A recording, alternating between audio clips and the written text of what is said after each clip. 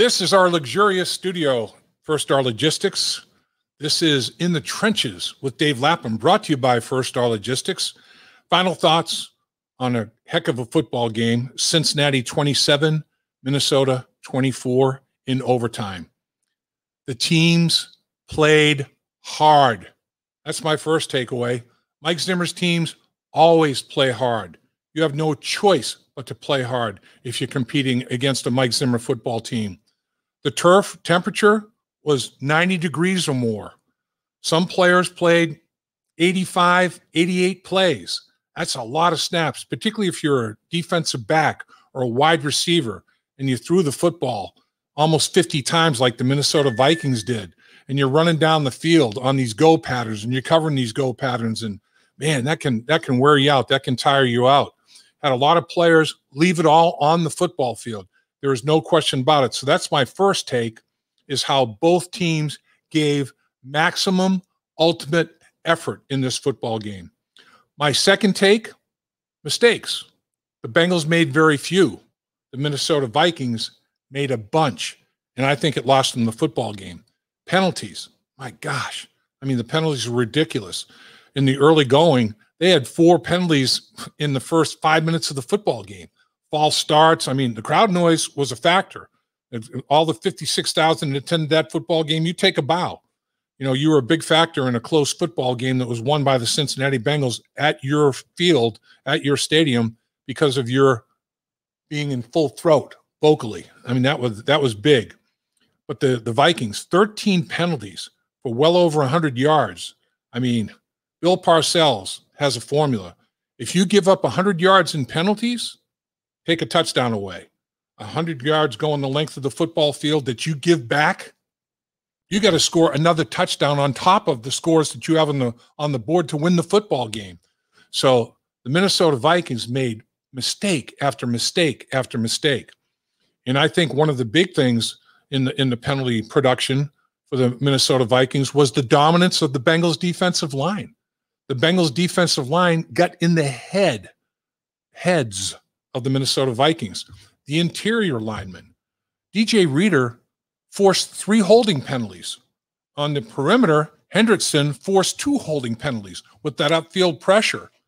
They had 6 holding penalties in that were accepted of the 13 penalties that were accepted. There were additional penalties that weren't accepted. I think they had 16 flags thrown and 13 were accepted by the Cincinnati Bengals. On the flip side, the Bengals only had 3 penalties for 15 yards in losses. So that disparity, in my mind, was the difference in the football game, because the Cincinnati Bengals won the football game at the conclusion in overtime because Pratt, the linebacker, stripped the ball out, forced a fumble, and recovered it. That was the only turnover in the game. The Bengals went +1 in the football game. The Cincinnati Bengals now, under Zach Taylor, when they finished plus in the turnover department, 5 wins, 2 losses, and a tie. More than 2 victories for each defeat. When they lose the turnover battle, 0-16. So how important was that fumble? Mega. I mean, Minnesota was driving. They were getting close to field goal range themselves to put points on the board to win the game. It was massive. I do think, though, that it was negated by this. The Minnesota Vikings were 2 for 2 on 4th down. The Cincinnati Bengals were 2 for 3 on 4th down. Joe Burrow was successful on a quarterback sneak. 4th and 1, as we know, at their own 30-yard line. Zach Taylor tried to go for it. Joe Mixon got stuffed for no gain. So that was an aggressive play that didn't work out. And then 4th and 4 from the 24-yard line. 4th and 4, if the Bengals make a play, they don't give any points up. But that 4th down play, Thielen gets a 24-yard touchdown reception from Kirk Cousins. 4th and 4 from the 24, touchdown. All within 5 plays. Bengals get stuffed. 4 plays later, Minnesota scores a touchdown. Momentum of the game starts to shift. The Bengals' 21-7 lead goes to 21-14. So in my opinion, that evened up the turnover battle. Because if you don't end a possession with a kick, be it a punt, an extra point, or a field goal, that's a turnover. That's a giveaway. The Bengals did that on 4th down. 4th down stops, in my mind, are equivalent to turnovers. With that said, the Bengals overcame that based on that takeaway they had in the fourth quarter, in the overtime period of that football game. So mistakes were a big factor in the football game. The Bengals minimized their mistakes. The Minnesota Vikings magnified their mistakes. They put themselves on their schedule. It's hard enough to beat an opponent on the road in the National Football League without putting yourself on your schedule. And if you self-destruct as many times as they did, you get 10 toes, right? 13 penalties. They shot themselves in the foot so many times, they shot every toe off both feet, and they had to shoot 3 fingers off their hand. They were done shooting themselves in the foot. They had to shoot themselves in the hand. It was crazy the way they gave that football game away. The other thing, knock on wood, no serious injuries.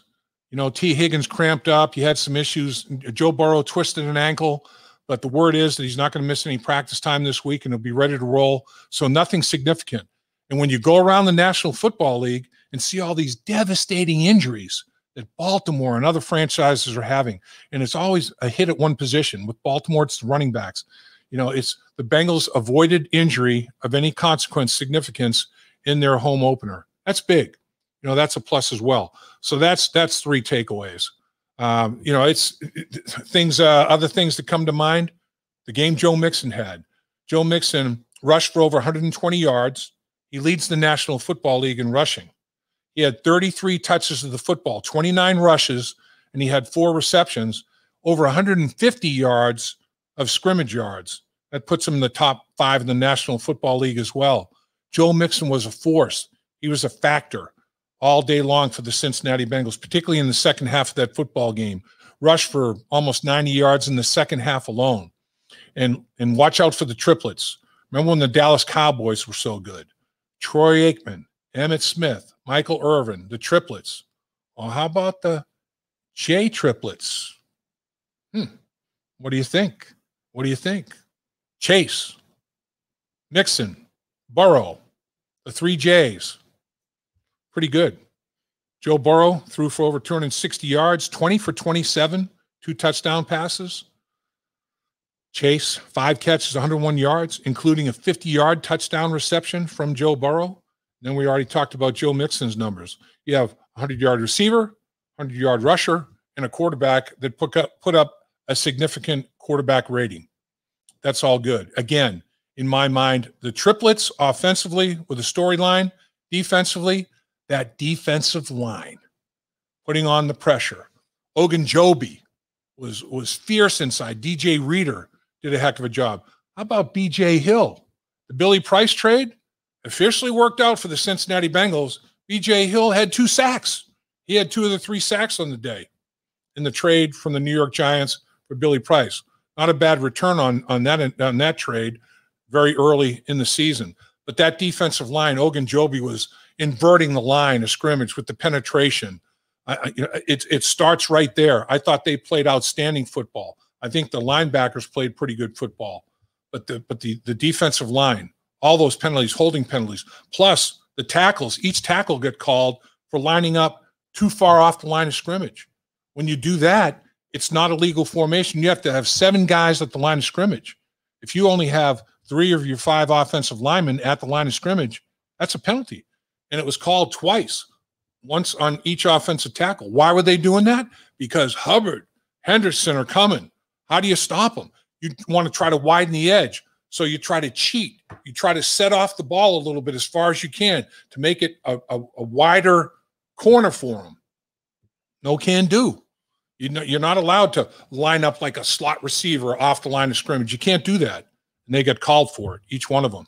So the defensive line, in my opinion, made life miserable for the Minnesota Vikings offensive line. They got in their heads.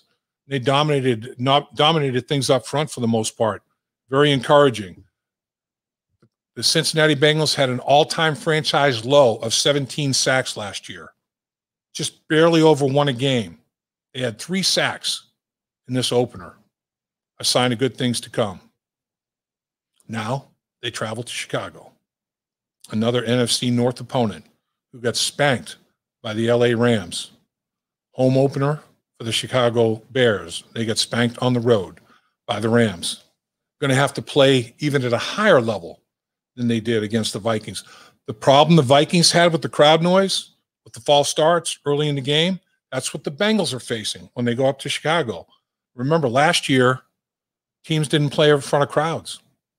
I mean, silent snap count didn't even have to be used. It wasn't a factor. It wasn't any kind of a consideration.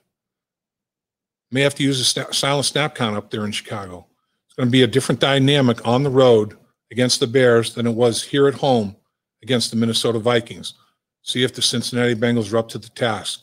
The Chicago Bears defense is a much better unit than the Bears are offensively, in my opinion.